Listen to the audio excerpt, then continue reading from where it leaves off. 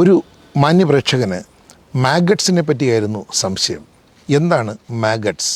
മാഗട്സ് എന്ന് പറഞ്ഞാൽ നമ്മൾ സാധാരണ ഭാഷ പറയുകയാണെങ്കിൽ പുഴുക്കൾ. മുറിവുണ്ടായിക്കഴിഞ്ഞാൽ ആ മുറിവിൽ ക്രമേണ പുഴുക്കൾ ഉണ്ടാകുന്നു. എങ്ങനെ ഉണ്ടാകുന്നു അത് മിക്കവർക്കും അറിയില്ല. ചിലർ വിചാരിക്കാൻ തനിയെ ഉണ്ടാകുന്നു. അങ്ങനെയല്ല. ഒരു മുറിവുണ്ടാകുമ്പോൾ ആ മുറിവ് പഴുത്തിട്ട് ചലം പുറത്തേക്ക് ഒഴുകുന്നു, ചലം പുറത്തേക്ക് വരും. ഈ ചലം അത് കഴിക്കുവാൻ വേണ്ടി ഈച്ചകൾ വന്നിരിക്കും. ഈച്ചകൾ വന്നിരുന്ന് അത് കഴിക്കുകയും ചെയ്യും. ഇത് കഴിക്കുമ്പോൾ ആ സമയത്ത് കഴിച്ച് കഴിയുന്നതോടുകൂടി പെണ്ണീച്ചകൾ മുട്ടയിടും.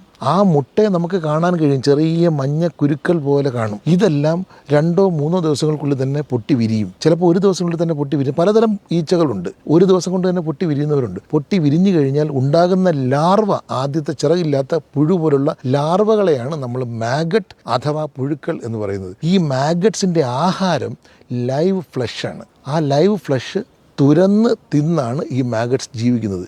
ഈ മാഗട്സ് പിന്നീട് വലുതായി പ്യൂപ്പ പിന്നീട് പൊഴിഞ്ഞ് തറയിൽ വീണ് ആ പ്യൂപ്പ പൊട്ടി യഥാർത്ഥ ചിറകുള്ള ഈച്ചയായിട്ട് പുറത്തു വരികയാണ് ചെയ്യുന്നത്. അങ്ങനെ ആ ജീവിത ചക്രമാണ് നമ്മളവിടെ കാണുന്നത്. ആ പുഴുക്കളെ എടുത്തു മാറ്റി ചികിത്സിച്ചാൽ മാത്രമേ ആ മുറിവ് നന്നായിട്ട് കരിയുകയുള്ളൂ.